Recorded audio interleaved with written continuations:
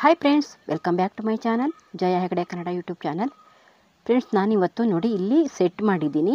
ಇದು ನಾನು ಯಾವ್ಯಾವ ರೀತಿ ಮಾಡಿದ್ದೀನಿ ಮತ್ತು ನಾನು ಆಸ್ಟರ್ ಫ್ಲವರ್ ಸೀಡ್ಸನ್ನು ಹಾಕಿ ಸಣ್ಣ ಸಣ್ಣ ಕವರಲ್ಲಿ ನೆಟ್ಟು ತೋರಿಸಿದ್ನಲ್ಲ, ಅದನ್ನು ರಿಪೋರ್ಟಿಂಗ್ ಮಾಡಿ ತೋರಿಸಿದ್ದೀನಿ. ಮತ್ತು ಒಂದು ಕಡೆ ನಾನು ಜಿಗಳೆ ಗಿಡನ ಅಂದರೆ ನೀರು ಸೋಣೆ ಗಿಡನ ನೆಲದಲ್ಲಿ ನೆಟ್ಟಿದ್ದೀನಿ. ಅದು ಯಾವ ರೀತಿ ಹಾಕಿದ್ದೀನಿ ಅನ್ನೋದನ್ನು ಈ ವಿಡಿಯೋದಲ್ಲಿ ನಾನು ತೋರಿಸ್ತೀನಿ. ಹಾಗಾಗಿ ನೀವು ಈ ವಿಡಿಯೋನ ಪೂರ್ತಿಯಾಗಿ ನೋಡಿ.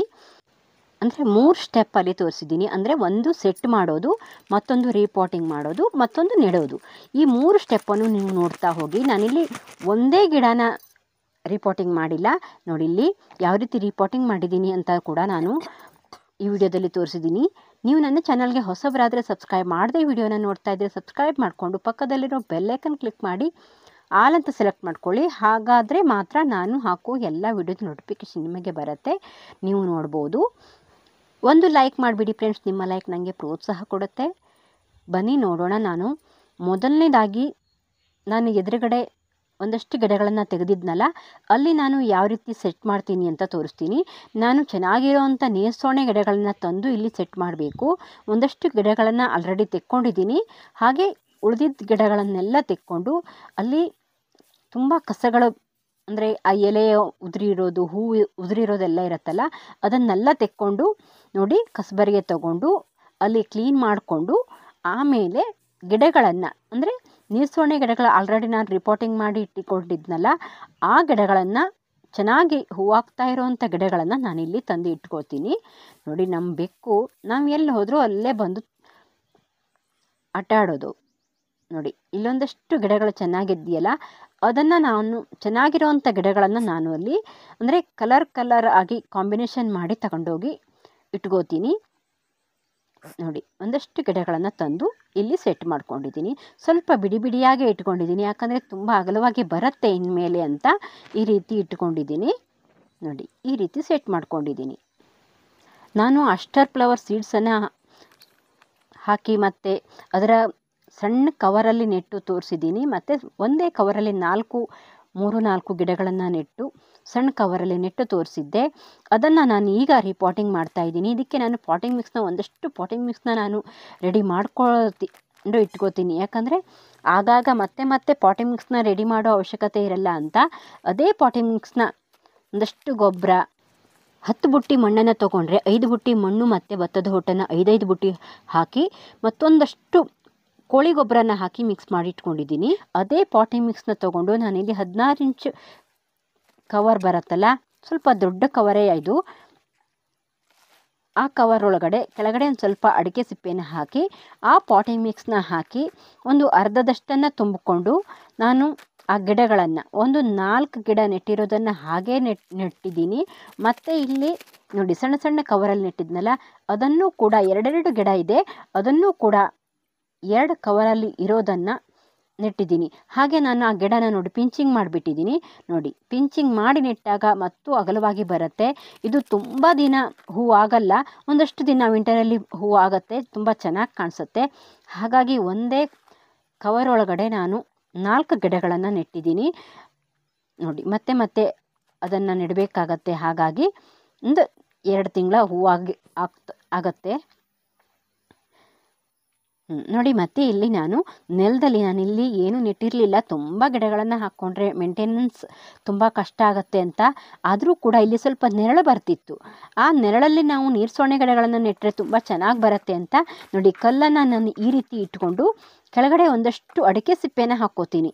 ಇಲ್ಲಿ ತುಂಬ ಮಣ್ಣು ಬೇಕಾಗತ್ತಲ್ಲ, ಪಾಟಿಂಗ್ ಮಿಕ್ಸ್ ಬೇಕಾಗತ್ತಲ್ಲ, ಹಾಗಾಗಿ ಒಂದಷ್ಟು ನಾನು ವೇಸ್ಟ್ ಆಗಿರೋವಂಥ ಯಾವುದಾದ್ರೂ ಮಣ್ಣಿದ್ರೂ ಕೂಡ ನೀವು ಇಲ್ಲಿ ಹಾಕ್ಕೋಬೋದು. ಇಲ್ಲ ಅಂದರೆ ನಾನು ಇಲ್ಲಿ ಅಡಿಕೆ ಸಿಪ್ಪೆಯನ್ನು ಹಾಕ್ಕೊಂಡಿದ್ದೀನಿ. ನೀವು ಯಾವುದಾದ್ರೂ ಕೃಷಿ ತ್ಯಾಜ್ಯ ಇದ್ದರೆ ಹಾಕ್ಕೋಬೋದು, ತೆಂಗಿನ ನಾರನ್ನು ಕೂಡ ಹಾಕ್ಕೋಬೋದು. ಹಾಗೆ ಇದು ನೋಡಿ ಮಣ್ಣು, ಹಳೆ ಮಣ್ಣು ಅಂದರೆ ನಾವು ಸೇವಂತಿಗೆ ಗಿಡಗಳನ್ನ ಹೋದ ವರ್ಷ ತುಂಬ ನೆಟ್ಬಿಟ್ಟಿದ್ದೆ, ಅದರ ಮಣ್ಣು ಹಾಗೇ ಇತ್ತು. ನಾನು ಅದಕ್ಕೆ ಕುರಿ ಗೊಬ್ಬರನ್ನೆಲ್ಲ ಹಾಕ್ತೀನಲ್ಲ, ಅದು ಅಷ್ಟು ಬೇಗ ಕಂಪೋಸ್ಟ್ ಆಗಲ್ಲ. ಹಾಗಾಗಿ ಒಂದಷ್ಟು ಕಾಳುಗಳೆಲ್ಲ ಇರುತ್ತೆ, ಅದರೊಳಗೆ ಗೊಬ್ಬರದ ಅಂಶ ಎಲ್ಲ ತುಂಬಾ ಇರುತ್ತೆ. ಹಾಗಾಗಿ ಅದೇ ಮಣ್ಣನ್ನು ನಾನಿಲ್ಲಿ ಈ ನೆಲಕ್ಕೆ ಹಾಕ್ಕೋತೀನಿ, ಒಂದು ಲೇಯರ್ ಹಾಕ್ಕೋತೀನಿ. ನೋಡಿ, ಈ ರೀತಿ ಒಂದಷ್ಟು ಪಾಟೆಲ್ಲ ಹಾಗೆ ಖಾಲಿ ಇತ್ತು ಕವರೆಲ್ಲವ, ಅದನ್ನೆಲ್ಲ ತಂದು ಇಲ್ಲಿ ನಾನು ಹಾಕ್ಕೋತೀನಿ. ಒಂದಷ್ಟು ನೋಡಿ ಎಷ್ಟು ಅಷ್ಟೊಂದು ಗೊಬ್ಬರ ಇದೆ ಇದರಲ್ಲಿ, ತುಂಬ ಹುಡಿ ಹುಡಿಯಾಗಿದೆ. ಇದರಲ್ಲಿ ನಾನು ಮರಳನ್ನು ಕೂಡ ಮಿಕ್ಸ್ ಮಾಡಿದ್ದೆ, ಹಾಗಾಗಿ ಚೆನ್ನಾಗಿದೆ ಈ ಮಣ್ಣು. ಇದನ್ನು ಎಸೆಯೋ ಬದಲು, ಅಂದರೆ ನಾನಿಲ್ಲಿ ಮಳೆಗಾಲ ಪೂರ್ತಿ ಆ ಗಿಡನ ಹಾಗೆ, ಆ ಕವರನ್ನು ಹಾಗೆ ಬಿಟ್ಟಿದ್ದೆ. ಅದರಲ್ಲಿ ನಾನು ಯಾವುದೇ ಗಿಡನ ನೆಟ್ಟಿರಲಿಲ್ಲ. ಅದೀಗ ಒಂದಷ್ಟು ಅಲ್ಲೇ ಕಂಪೋಸ್ಟ್ ಆಗಿ ಎರೆಹುಳ ಎಲ್ಲ ಆಗಿದೆ. ಹಾಗಾಗಿ ಆ ಮಣ್ಣನ್ನು ನಾನು ಹಾಗೆ ಹಾಕ್ತೀನಿ ನೋಡಿ. ಒಂದಷ್ಟು ಹಾಕ್ಕೊಂಡು ಬೇಕಾದರೆ ನೀವು ಇದಕ್ಕೆ ಸ್ವಲ್ಪ ಗೊಬ್ಬರನ ಮಿಕ್ಸ್ ಮಾಡ್ಬೋದು. ನಾನಿಲ್ಲಿ ಯಾವುದೇ ರೀತಿ ಗೊಬ್ಬರನ ಮಿಕ್ಸ್ ಮಾಡಿಲ್ಲ. ನೀರ್ಸೋಣೆ ಗಿಡಗಳಿಗೆ ಒಂದಷ್ಟು ಗೊಬ್ಬರ ಹಾಕದೇ ಹೋದರೂ ಪರವಾಗಿಲ್ಲ, ಒಂದಷ್ಟು ಲೂಸ್ ಆಗಿರಬೇಕು ಮಣ್ಣು. ಆ ರೀತಿ ಮಣ್ಣಿದ್ರೆ ಮಾತ್ರ ತುಂಬ ಚೆನ್ನಾಗಿ ಬರುತ್ತೆ. ಹಾಗಾಗಿ ನಾನು ಇಲ್ಲಿ ಲೇಯರ್ ಮೇಲೆ ಲೇಯರ್ ಹಾಕ್ಕೋತೀನಿ ನೀರ್ಸೋಣೆ ಗಿಡಗಳಿಗೆ.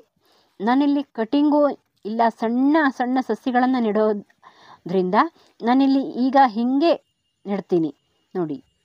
ಇದು ನಾನು ಬದುಕಿಸ್ಕೊಂಡಿದ್ದೆ ಒಂದಷ್ಟು ಗಿಡಗಳನ್ನು, ನೀವು ನೋಡಿರ್ಬೋದು. ನಾನು ಕಟಿಂಗ್ ಹಾಕೋ ವಿಡಿಯೋದಲ್ಲಿ ನಾನು ತೋರಿಸಿದ್ದೆ. ಒಂದಷ್ಟು ಅಡಿಕೆ ಸಿಪ್ಪೆ ಕೆಳಗಡೆ ಎಲ್ಲ ಹಾಕಿ ಬದುಕಿಸ್ಕೊಂಡಿದ್ದೆ. ಅದೇ ಗಿಡಗಳನ್ನು ನೆಡ್ತೀನಿ. ಆಮೇಲೆ ಇನ್ನೂ ಎತ್ತರ ಬಂದಮೇಲೆ ಮತ್ತೊಂದಷ್ಟು ಮಣ್ಣನ್ನು ಹಾಕಿ ಕೊಡ್ತೀನಿ, ಪಾಟಿಂಗ್ ಮಿಕ್ಸ್ನೇ ಹಾಕ್ಕೊಡ್ತೀನಿ. ಹಾಗಾಗಿ ನಾನಿಲ್ಲಿ ಮತ್ತೆ ಇಲ್ಲಿ ಮತ್ತೊಂದು ಲೇಯರ್ ಹಾಕ್ಕೊಂಡಿಲ್ಲ ನೋಡಿ. ಇವೆಲ್ಲ ತುಂಬ ಹುಳುಗಳು ಬಂದುಬಿಟ್ಟಿದೆ. ಇನ್ಮೇಲೆ ಇದಕ್ಕೆ ಪೆಸ್ಟಿಸೈಡನ್ನು ಸ್ಪ್ರೇ ಮಾಡಬೇಕು. ನಾನು ಆಲ್ರೆಡಿ ಯಾವ ಪೆಸ್ಟಿಸೈಡನ್ನು ಸ್ಪ್ರೇ ಮಾಡ್ತೀನಿ ನೀರ್ಸೋಣೆ ಗಿಡಗಳಿಗೆ ಅಂತ ತೋರಿಸಿದ್ದೀನಿ. ನೀವು ಯಾರಾದರೂ ನೋಡಿಲ್ಲ ಅಂದರೆ ನೋಡಿ. ಅದನ್ನು ಸ್ಪ್ರೇ ಮಾಡಿದರೆ ಮಾತ್ರ ಗಿಡಗಳು ಉಳಿಯುತ್ತೆ, ಇಲ್ಲಾಂದರೆ ಉಳಿಯಲ್ಲ ನೋಡಿ. ಎಲ್ಲವನ್ನು ನೆಟ್ಕೋತೀನಿ. ಇದಕ್ಕೆ ನಾನು ಸ್ಪ್ರೇ ಮಾಡಿರಲಿಲ್ಲ, ಹಾಗಾಗಿ ನೋಡಿ ಎಲ್ಲ ಗಿಡಗಳು, ಮತ್ತು ಹುಲ್ಲು ತುಂಬ ಬಂದುಬಿಟ್ಟಿತ್ತು ನಾನು ಇಟ್ಟಿರೋ ಜಾಗದಲ್ಲಿ. ಹಾಗಾಗಿ ಒಂದಷ್ಟು ಹುಳುಗಳು ಬಂದುಬಿಟ್ಟಿದೆ. ಈ ಟೈಮಲ್ಲಿ ತುಂಬಾ ಹುಳುಗಳು ಬರುತ್ತೆ. ಇದಕ್ಕೆ ಮೇಂಟೈನ್ ಮಾಡೋದು ತುಂಬ ಕಷ್ಟ ಈ ಟೈಮಲ್ಲಿ. ಮತ್ತು ಬೇಸಿಗೆನಲ್ಲಿ ಬಿಸಿಲು ಬರದೇ ಇರೋ ಜಾಗದಲ್ಲಿ ನಾವು ನೆಲದಲ್ಲಾದರೆ ನೆಟ್ಕೋಬೇಕಾಗತ್ತೆ.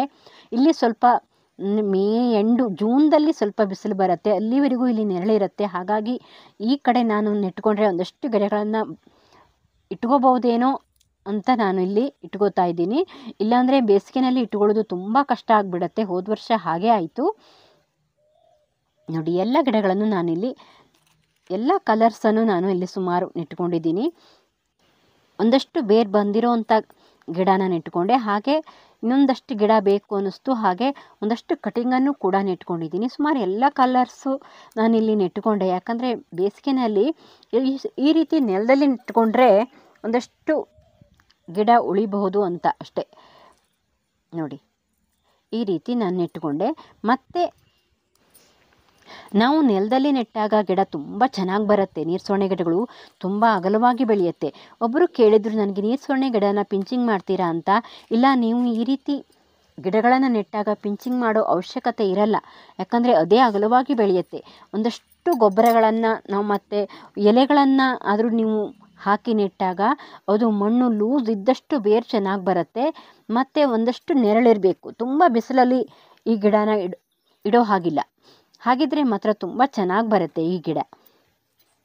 ಈ ಟೈಮಲ್ಲಿ ಒಂದೇ ನಾವು ಪೆಸ್ಟಿಸೈಡನ್ನು ಸ್ಪ್ರೇ ಮಾಡಿದರೆ ಸಾಕಾಗತ್ತೆ, ಆಮೇಲೆಲ್ಲ ಬೇಕಾಗಲ್ಲ. ಹಾಗೆ ನೋಡಿ ನಾನಿಲ್ಲಿ ಮಲ್ಚಿಂಗ್ ಮಾಡ್ತೀನಿ. ಒಂದಷ್ಟು ಬೇರು ಚೆನ್ನಾಗಿ ಬರುತ್ತೆ. ಈ ರೀತಿ ನಾನು ಅಡಿಕೆ ಸಿಪ್ಪೆನ ಹಾಕಿ ಕೊಡೋದ್ರಿಂದ ಚೆನ್ನಾಗಿ ಬರುತ್ತೆ. ಒಂದು ಸ್ವಲ್ಪ ಲೇಯರಲ್ಲಿ ನಾನು ಇಲ್ಲಿ ಮಲ್ಚಿಂಗ್ ಮಾಡಿ ಕೊಡ್ತೀನಿ. ಮಣ್ಣು ತೊಳೆದು ಹೋಗಬಾರ್ದು ಮತ್ತು ನೇರವಾಗಿ ಬಿಸಿಲು ಬರಬಾರ್ದು ಅಂತ ಈ ರೀತಿ ಮಲ್ಚಿಂಗ್ ಮಾಡಿ ಕೊಟ್ಟಿದ್ದೀನಿ ನೋಡಿ. ನಾನಿಲ್ಲಿ ಏನೇನು ಮಾಡಿದ್ದೀನಿ ಅನ್ನೋದನ್ನು ಈ ವಿಡಿಯೋದಲ್ಲಿ ಒಂದಿಷ್ಟು ಹೇಳಿದ್ದೀನಿ. ಇನ್ನೇನಾದರೂ ಬೇಕಾದರೆ ಕಾಮೆಂಟ್ ಮಾಡಿ, ಮತ್ತು ಈ ವಿಡಿಯೋ ಹೇಗಿತ್ತು ಅಂತ ಕಾಮೆಂಟ್ ಮಾಡಿ.